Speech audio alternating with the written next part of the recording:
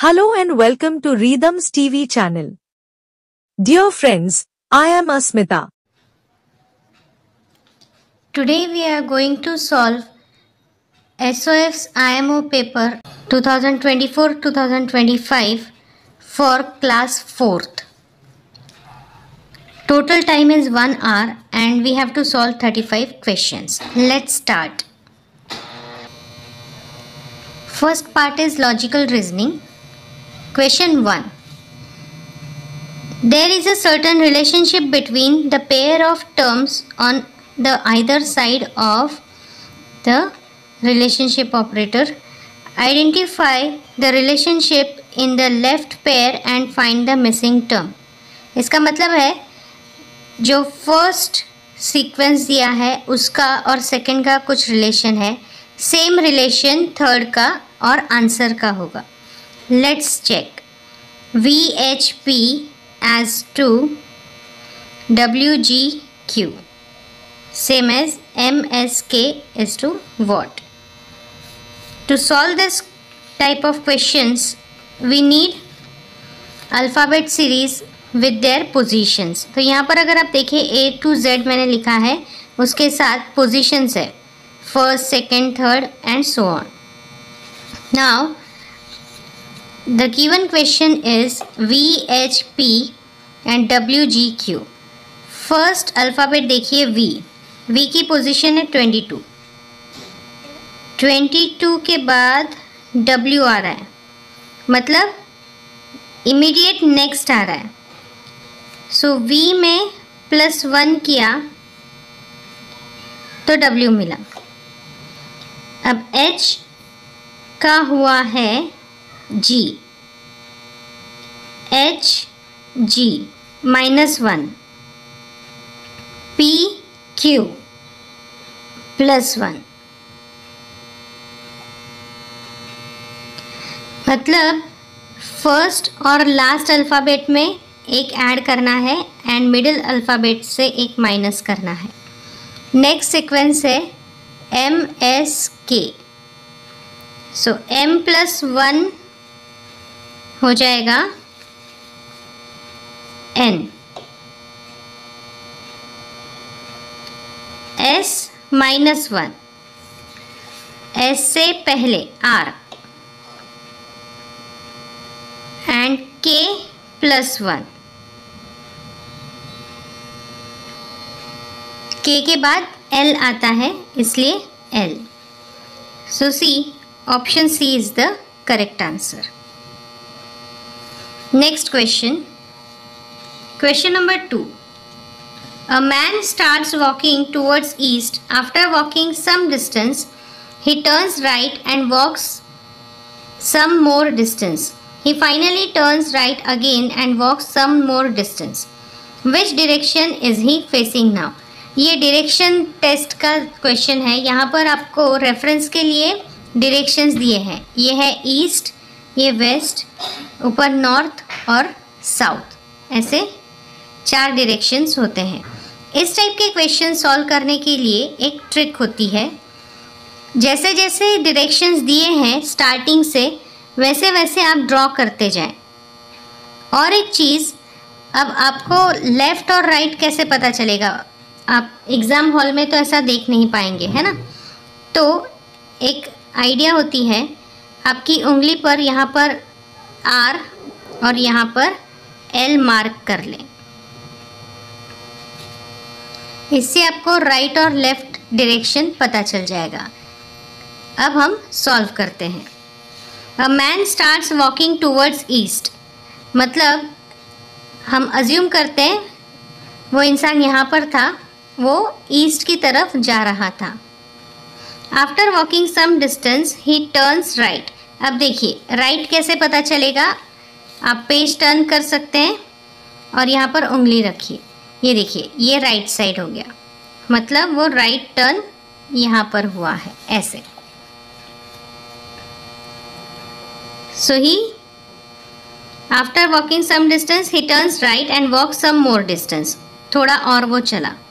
ही finally turns right again. अब यहाँ पर लेफ्ट है, यहाँ पर राइट है, तो फिर से वो राइट टर्न लेकर आगे बढ़ा and walk some more distance. Which direction is he facing now? अब देखिए वो यहाँ जा रहा है ना, he is facing west direction, so option A is correct. Next question, question number 3, which of the following is net of a cube? Net of a cube का meaning ये होता है कि अगर एक क्यूब को आप सारे जो फेसेस है वो ओपन कर लें तो किस टाइप की नेट बनेगी। अब इसके अलग अलग नेट्स हो सकते हैं एक ही क्यूब के, लेकिन हमें पता है क्यूब को टोटल 6 फेसेस होते हैं। ठीक है, let's see, now see, this is a figure of a cube. ये क्यूब है। अगर आप देखेंगे तो ये फ्रंट फेस, ये साइड फेस, ये 2 हो गए, ये ऊपर का। उसके बाद जो पीछे वाला यहाँ पर है वो 4th, इसके ऑपोजिट 1 के ऑपोजिट आ गया 5 और 3 के ऑपोजिट आ गया 6। ऐसे टोटल 6 फेसेस होते हैं क्यूब के। इसका मतलब क्या है, जब भी हम ये फेसेस ओपन करेंगे, इस क्यूब को ओपन करेंगे तो टोटल 6 स्क्वायर्स आने चाहिए। लेट्स काउंट, 1 2 3 4 5, ये गलत है। 1 2 3 4 5 6, ये देखिए यहाँ 6 है और किसी में है क्या, हम चेक करेंगे। 1 2 3 4 5 6 7, 1 2 3 4 5। तो अगर आप ऑब्जर्व करें, सिर्फ ऑप्शन बी जो है उसमें 6 फेसेस है, सो हमारा ऑप्शन बी आंसर है। Next question, question number 4, if the given clock is 10 minutes slow than the correct time after 30 minutes will be dash. इसका मतलब ये है कि अभी जो टाइम दिया है, मतलब अभी उसमें टाइम देखिए 8:20 हुआ है, लेकिन ये घड़ी 10 मिनट स्लो है। 10 मिनट स्लो का मीनिंग ये है कि ओरिजिनल टाइम से 10 मिनट पीछे चल रही है। तो आधे घंटे बाद कितने बजेंगे? तो अगर हम कैलकुलेट करें, अभी हुआ है 8:20, 8:20 में हम 10 मिनट्स ऐड कर देंगे, क्योंकि ये 10 मिनट स्लो चल रही है तो इसका करेक्ट टाइम हम अभी कर लेंगे। तो इसका मतलब ऐसा है कि ओरिजिनली 8:30 बजे हैं। ठीक है, अभी 8:30 हुए हैं। 8:30 अगर अभी हुए हैं तो आधे घंटे बाद है ना, 8:30 का हाफ एन आवर मतलब वो बच जाएगा 9 o'clock। तो ओरिजिनल टाइम क्या होना चाहिए 30 मिनट्स के बाद 9 o'clock। अब हम देखते हैं यहाँ पर ऑप्शन ए, लेकिन ये तो 10 मिनट स्लो ही दिखा रहा है। 8:10 ये माइनस हो गया है, ये देखिए ऑप्शन सी करेक्ट आंसर है। सो क्वेश्चन 4 का आंसर है option C. Next question, question number 5, find the missing number in the given number pattern. यहाँ पर देखिए नंबर पैटर्न दिया है 65, 100, 130, 155, 175, क्वेश्चन मार्क एंड 200। तो ये जो क्वेश्चन मार्क है वहाँ क्या आना चाहिए ये हमें ढूंढना है। इसके लिए सबसे पहले तो हम डिफरेंस फाइंड आउट करेंगे। तो अगर आप ऑब्ज़र्व करें 65 में जब हम 35 ऐड करते हैं तो हमें नेक्स्ट नंबर मिल रहा है, मतलब मैंने ऐड किए 35। अब नेक्स्ट नंबर हमें मिल गया आंसर 100।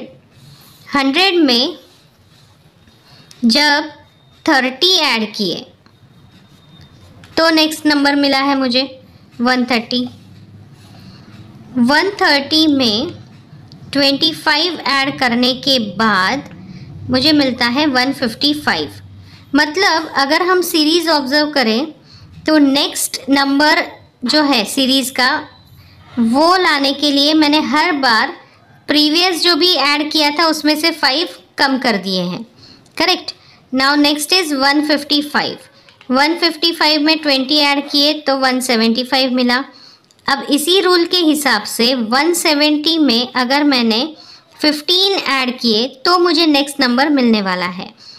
तो 175 में जब 15 ऐड करेंगे तब मुझे नेक्स्ट नंबर मिलेगा। तो 175 प्लस 15 हो जाता है 190। 190 में हम क्रॉस चेक कर रहे हैं अभी कि अगर मैंने 190 ये कैलकुलेट किया है तो नेक्स्ट इसी रूल से नेक्स्ट नंबर आता है या नहीं आता है, ये चेक करना बहुत इम्पॉर्टेंट होता है ताकि आपको पता चले आपने जो ऑप्शन या आपने जो कैलकुलेशन किया है ये करेक्ट है। अब देखिए 15 में से 5 गए मतलब 10, 190 प्लस 10 हो गया 200। ये देखिए करेक्ट आंसर आ रहा है, that means 190 is are correct answer, option A. So option A is our correct answer. Next question, question number 6. Which of the following words can be formed from the letters of the given word? मतलब यहाँ पर एक word दिया है calculator. इस calculator इस word के जो अल्फ़ाबेट्स हैं वो यूज़ करके दिए गए वर्ड्स बनते हैं या नहीं, ये हमें चेक करना है। ये चेक करने की ट्रिक होती है, 1 बाय 1 आप अल्फ़ाबेट्स जो है वो कंपेयर करिए। अगर वो अल्फ़ाबेट दिए गए वर्ड में नहीं आता है इसका मतलब ये वर्ड नहीं बनेगा। फॉर एग्ज़ाम्पल देखिए C है, हाँ, A, फिर से C, T, U, S नहीं है मतलब A नहीं बनेगा। नेक्स्ट है कोट, C है, O भी है, U है, R और T मतलब B बन जाएगा। कॉलर C, A, L भी है दूसरा, E नहीं है मतलब C नहीं बनेगा। C, A, L, E नहीं है मतलब C नहीं बनेगा। अब है lunch, LUNCH, L, U, N alphabet नहीं है, C है, H भी नहीं है मतलब D वाला भी नहीं बन रहा है। ठीक है, तो सिर्फ ऑप्शन B ये वर्ड बन सकता है। So correct answer is option B. Question 7. Which of the following figures is not exactly embedded in the given figure as one of its part? Embedded का मतलब है कि मिक्स की हुई है। इनमें से ये जो 4 ऑप्शंस है इनमें से 3 ऐसे हैं जो इस पर्टिकुलर फिगर में आपको नज़र आएंगे, कहीं ना कहीं ये फिट किए हुए हैं, ये हमें ढूंढना है। जैसे ऑप्शन A देखिए, ऐसे स्टैंडिंग लाइन, स्लैंटिंग लाइन और फिर थोड़ा सा ऐसे ऊपर है, तो ये कहाँ नज़र आ रहा है? ये देखिए, ये स्टैंडिंग लाइन, ये स्लैंटिंग लाइन और ये ऊपर आ रहा है, तो ये तो है। सेकंड देखिए, एक ऐसी लाइन है, क्रॉस है और ये सर्कल का पार्ट है ना, कर्व, तो ये मुझे यहाँ लग रहा है। ये देखिए, ये कर्व, ये एक ऐसी लाइन है और ऐसी लाइन है, मतलब ये भी एक ऑप्शन है। अब देखिए, ये ट्रायंगल का एक छोटा सा ऐसा ट्रायंगल नहीं बन रहा है पूरा, लेकिन उस टाइप में है, स्लिपिंग लाइन और स्लैंटिंग लाइन। ये कहाँ है? ये देखिए, यहाँ पर ये हो सकता है, ये छोटा, ये स्लिपिंग लाइन और ये यहाँ से, मतलब ये भी डायग्राम है। अब फोर्थ चेक करते हैं, स्टैंडिंग लाइन, स्लिपिंग लाइन, फिर छोटी स्टैंडिंग लाइन और स्लिपिंग लाइन। ये स्टैंडिंग लाइन लेकिन स्लिपिंग लाइन के बाद वाला ऊपर नहीं है, है ना? डी वाला ऑप्शन कहीं नज़र नहीं आ रहा है, so option D is the correct answer. Next question number 8. In a class, Gopi ranked 7th from the top and 15th from the bottom. How many students are there in the class. चलिए ये हम solve करते हैं।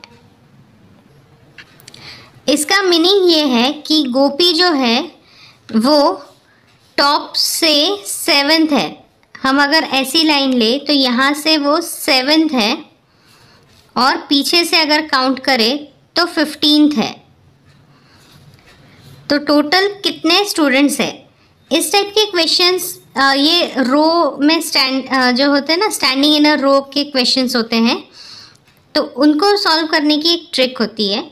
अब देखिए starting से 7 है, ठीक है, और पीछे से 15 है। सो 15 प्लस 7 कर दीजिए, टोटल कितने आए 22। उसमें से एक माइनस कर दीजिए। माइनस हमने इसलिए किया है क्योंकि उसकी पोजीशन दोनों तरफ से दी है ना। तो गोपी को हमने 2 टाइम्स काउंट कर लिया, एक बार वो 7th है, दूसरी बार वो 15th है, जबकि 15th ये रिपीटेड है, तो इसलिए -1 कर दिया। अब देखिए आंसर क्या है आपका 21। That means there are total 21 students in the class. So option D is the correct answer. Next question number 9। Select the correct mirror image of the given word. Mirror image में क्या होता है, जो अभी आपको लेफ्ट साइड में नज़र आ रहा है वो राइट साइड में नज़र आएगा, और जो राइट में नज़र आ रहा है वो लेफ्ट में, है ना। तो जो अल्फ़ाबेट्स है वो उल्टे हो जाते हैं। तो आइए देखते हैं। ये देखिए यहाँ से ये जो साइन है वो मिरर इमेज का है, मतलब ये इमेज हमें ऐसे उल्टी देखनी है। तो सबसे पहले अब F लेफ्ट में है तो वो राइट में चला जाएगा, लेकिन उल्टा, तो F ऐसे आएगा। I को कोई फ़र्क नहीं पड़ेगा, I एज इट इज़ रहेगा। लेकिन N का देखिए, स्टैंडिंग लाइन लेफ्ट में है ना, वो स्टैंडिंग लाइन राइट में आ जाएगी। ये स्लैंटिंग यहाँ लेफ़्ट टू राइट जा रहा है, यहाँ पर राइट टू लेफ़्ट जाएगा, and then again standing line N ऐसा आएगा।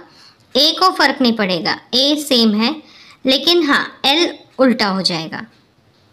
सो हमें ये ऐसा जो है फिगर ढूंढना है। चेक करते हैं। यहाँ पर देखिए F करेक्ट है, I करेक्ट है, लेकिन N एज इट इज़ दिया है, so this is not the answer. यहाँ पर L एज इट इज़ दिया है, इसका मतलब ये भी आंसर नहीं है। FINAL, देखिए ऑप्शन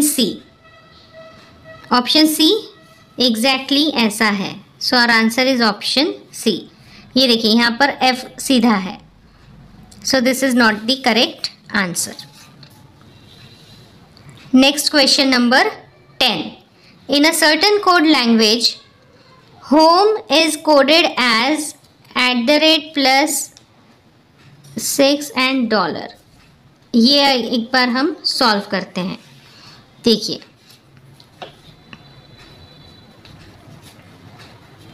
होम को कैसे कोड किया है, @+ ऐसा 6 है एंड $। है। नेक्स्ट वर्ड दिया है mind is coded as 6#7 divided. How will mode be coded.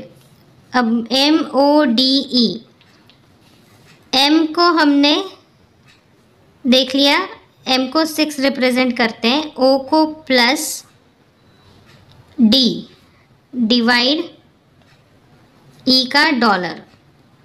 तो आंसर में 6 + डिवाइड $, ऐसा आना चाहिए। ये देखिए option A 6 + divide $। So option A is correct answer. Next है mathematical reasoning. How many line और लाइन्स ऑफ सिमेट्री इज और are there in the given figure. Symmetry का मतलब ये है कि जब भी हमने कोई लाइन ड्रॉ की तो वो जो फिगर है वो एग्जैक्टली 2 पार्ट्स में डिवाइड हो जानी चाहिए। Let's draw the diagram. ये देखिए डायग्राम हमने बना ली है। अब यहाँ पर अगर आप चेक करो, अगर लाइन ऑफ सिमेट्री हम ये लेते हैं तो ये एक शेडेड है, ये सेम है, लेकिन देखिए यहाँ पर मिसिंग है, यहाँ शेडेड होना चाहिए था। दूसरी बात, ये तो सेम है लेकिन ये कॉर्नर वाला जो ब्लॉक है वो शेडेड है, लेकिन यहाँ पर कॉर्नर वाला नहीं है। और सेम थिंग यहाँ पर है, मतलब ये लाइन ऑफ सिमेट्री नहीं हो सकती है। अगर हमने स्लीपिंग लाइन देखी, ये तो कॉर्नर है लेकिन देखिए यहाँ पर नहीं हो रहा है, ये 2 होने चाहिए और ये भी मैच नहीं हो रहा है, मतलब ये भी नहीं है। हम डायगोनल भी देख लेते हैं एक बार। ये देखिए ये तो है, ये वाला पीस नहीं हो रहा है ना, ये दोनों है लेकिन ये वाला शेडेड नहीं है। यहाँ पर ये हो रहा है लेकिन ये वाला भी शेडेड नहीं है, मतलब ये भी लाइन ऑफ सिमेट्री नहीं हो सकती है। अब बचा है ये वाला डायगोनल, ये तो मैच हो रहे हैं, ये भी मैच हो रहा है, लेकिन देखिए अब यहाँ पर ये ब्लैंक है, यहाँ पर ये शेडेड है, मतलब ये भी मैच नहीं हो रहा है। तो अगर आप देखिए यहाँ पर 0 लाइन ऑफ सिमेट्री आ रही है। ऑप्शन देखते हैं, देखिए ऑप्शन सी जो है वो 0 लाइन ऑफ सिमेट्री बता रहा है। So option C is correct. कई बार बच्चे कंफ्यूज हो जाते हैं कि 0 कैसे आता है, लेकिन नहीं, ऐसा नहीं है, क्वेश्चन के हिसाब से आपको देखना होगा। अब देखते हैं question number 12। Weight of an apple is dash gram. अब वेट कैसे पता चलेगा, ये देखिए यहाँ पर 1 2 3 4 5 6 7 8 9, ठीक है, 9 टोटल बॉल्स दिए हैं और उसका वेट कितना है, 15 16 17 18, ठीक है, 18 ग्राम दिया है, ये ग्राम वाला है। और यहाँ पर देखिए, अगर अब इसको हमें क्या करना पड़ेगा, 9, अगर हम ये बॉल्स ले लेते हैं तो 9 बॉल्स का वेट 18 ग्राम है, तो 1 बॉल का कितना होगा, तो 18 डिवाइडेड बाय 9, 9 1 जा 9 2 जा 18, मतलब 2 ग्राम है हर एक बॉल का। अब नेक्स्ट फिगर में देखिए 3 बॉल्स है और 1 एप्पल है, इनका टोटल वेट है, देखिए ये 25 26 27 28 ग्राम है। उसमें से 3 बॉल्स है, मतलब हर एक बॉल का तो 2 ग्राम है, तो 3 2 जा 6। अब अगर 28 में से हमने 6 माइनस कर दिया तो बचा 22, मतलब एप्पल का वेट जो है वो है 22 ग्राम्स। देखिए ऑप्शन बी इज करेक्ट।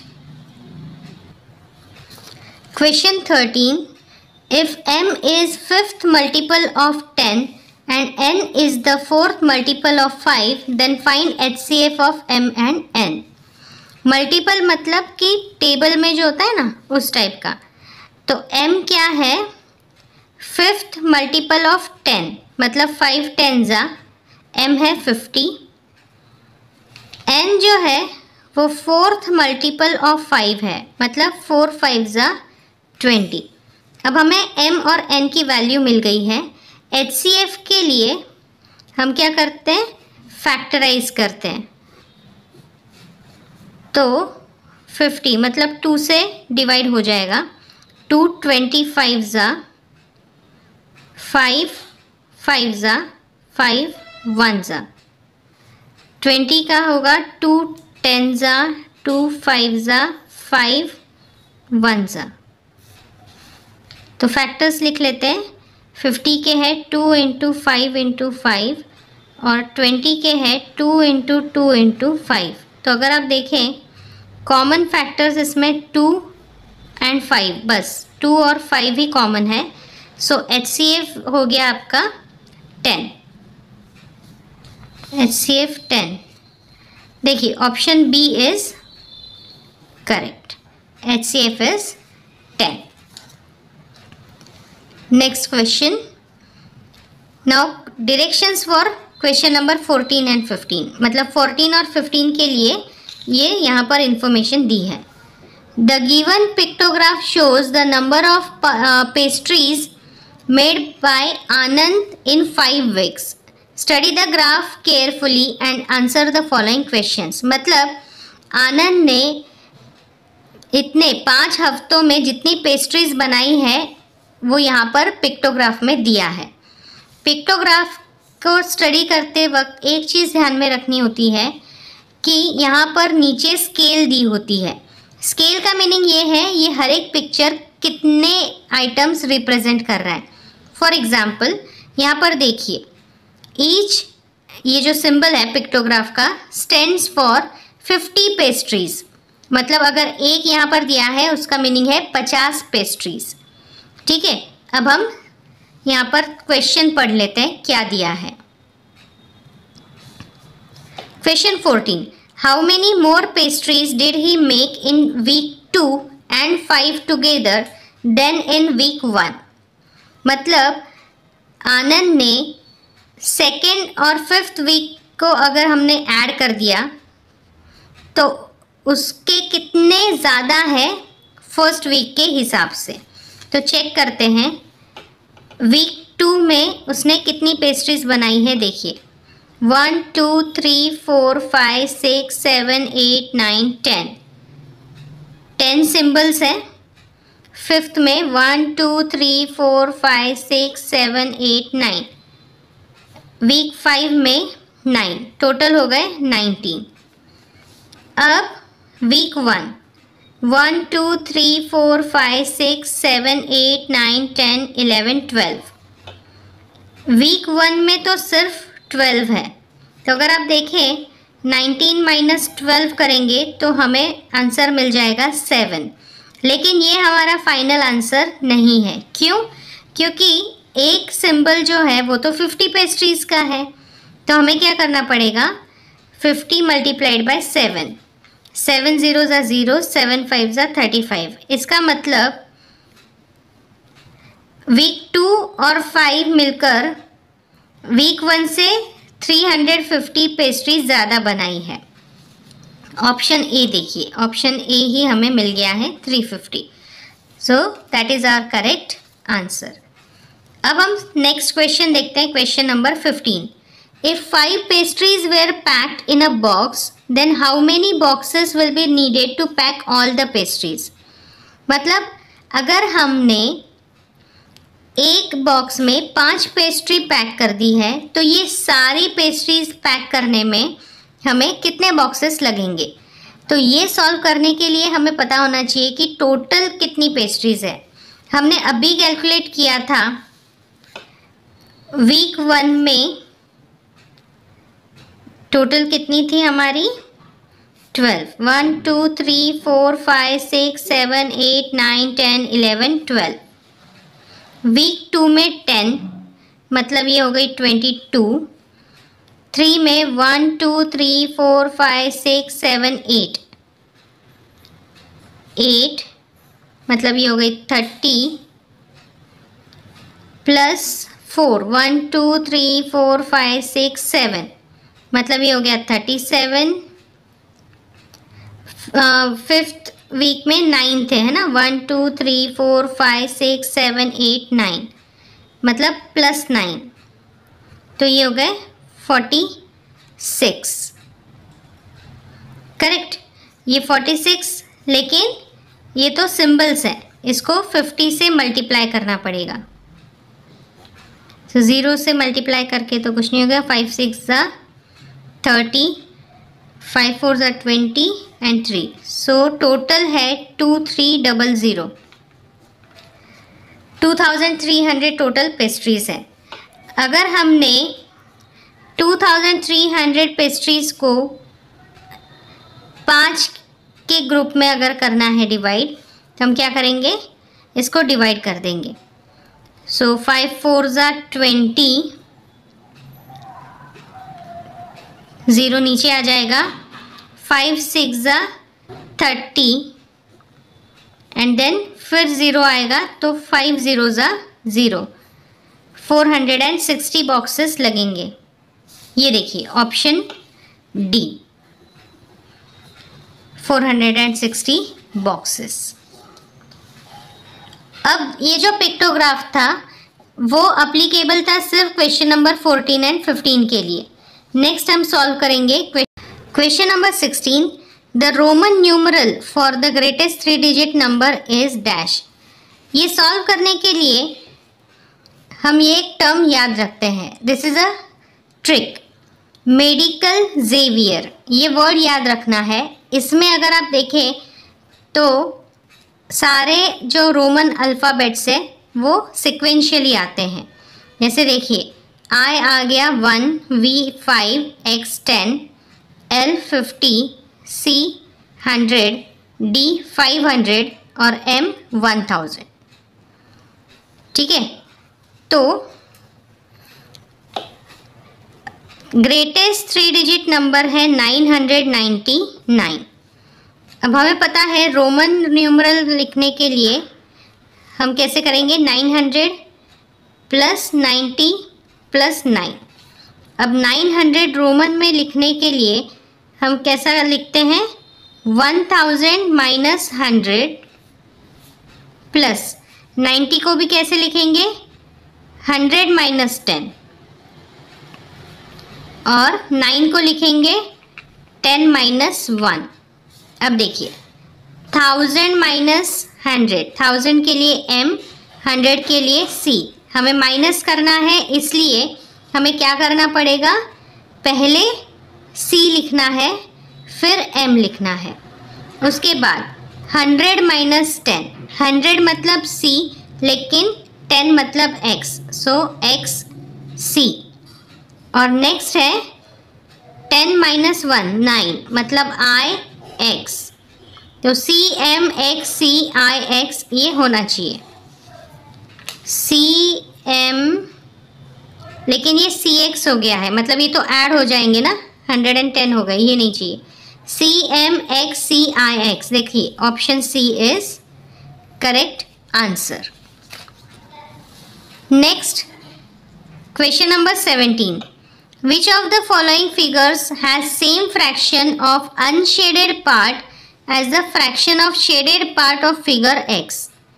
मतलब जो फिगर दी है उसका हमने शेडेड पार्ट देखना है और जो ऑप्शन फिगर है उसका अनशेडेड पार्ट देखना है।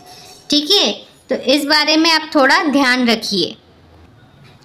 क्वेश्चन फिगर का शेडेड पार्ट देखिए, 1 2 3 4, 4 अपॉन 1 2 3 4 मतलब टोटल 8 है, 4 अपॉन 8 ये शेडेड पार्ट है।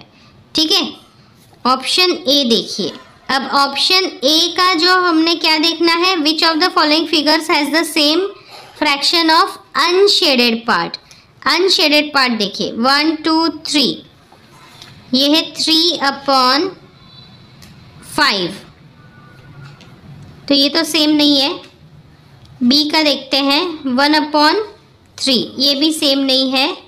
सी का देखते हैं 1 2 3 4, ये देखिए 4 अपॉन 8, ये सेम आ रहा है।